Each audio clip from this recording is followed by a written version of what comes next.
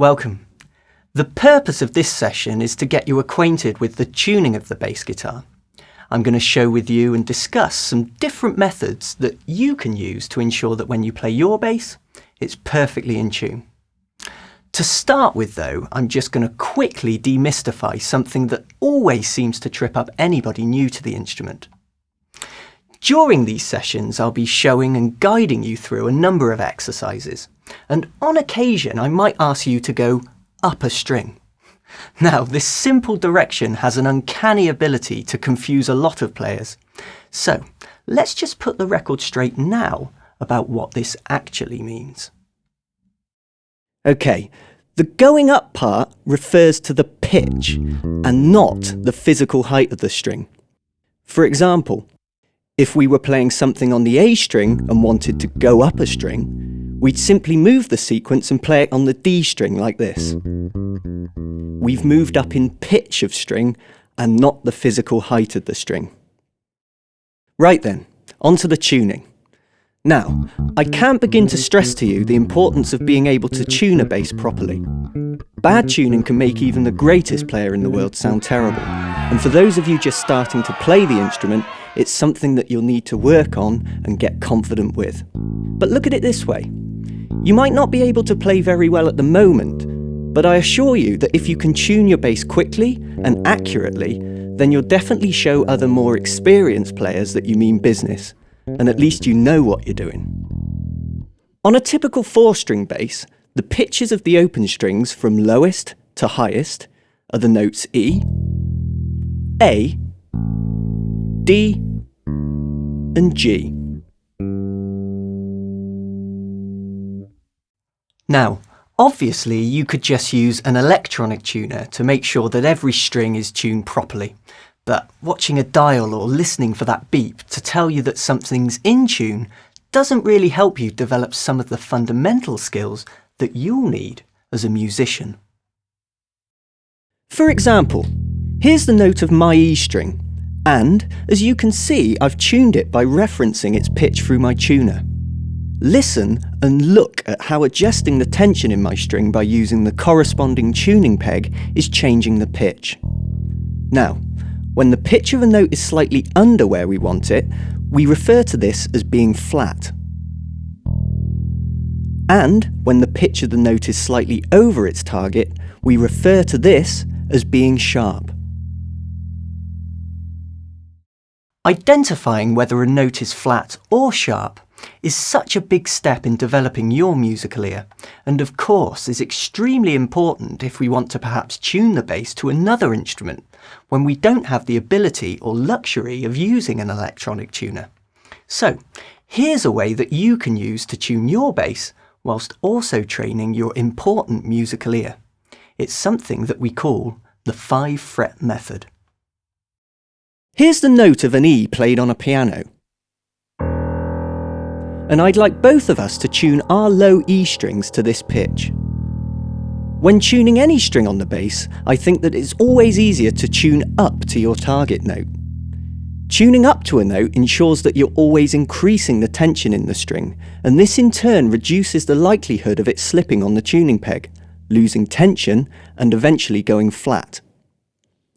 Let's first start with our E strings tuned slightly flatter than the note from the piano.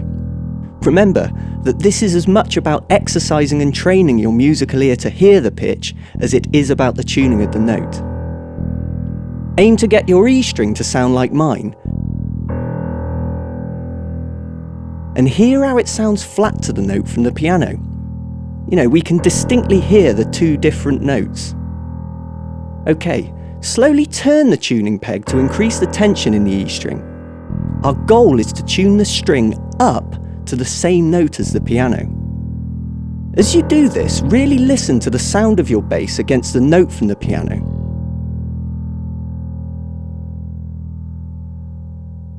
You'll notice that the closer the two notes get, they appear to merge into one sound. This merging is an indicator that the pitches are the same and that both notes are resonating together. Okay, if you've accidentally tuned your bass sharp and carried on through what we call the sweet spot of both of those notes merging together, don't worry. Loosen your E string off and repeat the process again.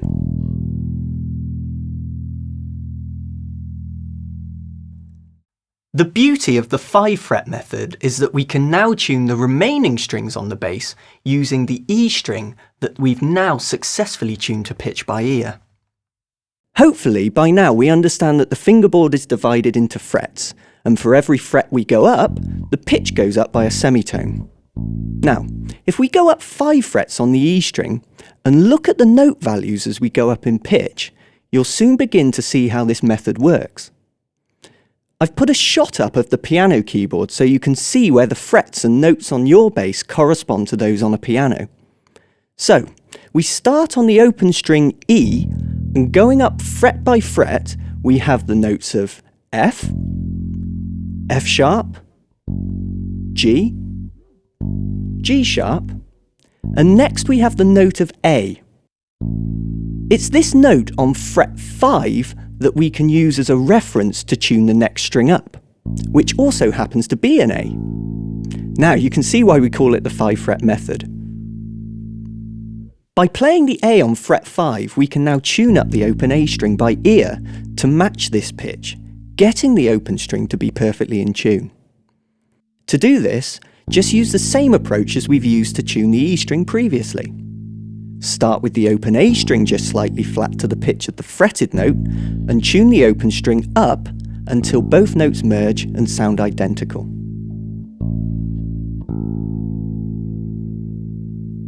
Once you have tuned the A string correctly, it's just a case of matching the pitch of the 5th frets to the next open string up. For example, fret 5 on the A string produces the note of a D, and the next open string up is also tuned to a D. Continuing the method, fret 5 on the D string is the note of G, and the next open string up available is also tuned to a G. So, that's how we can use the 5-fret method to tune the bass. In theory, it's a remarkably simple concept, but the main reason why I encourage you to use it is to help develop your ability to hear and identify pitch. Next time you tune your bass, by all means, use an electronic tuner, but only use it to tune the lowest string. From there, exercise these new skills and then use the 5-fret method to enable you to get the remaining strings perfectly in tune. Until next time, just keep practicing.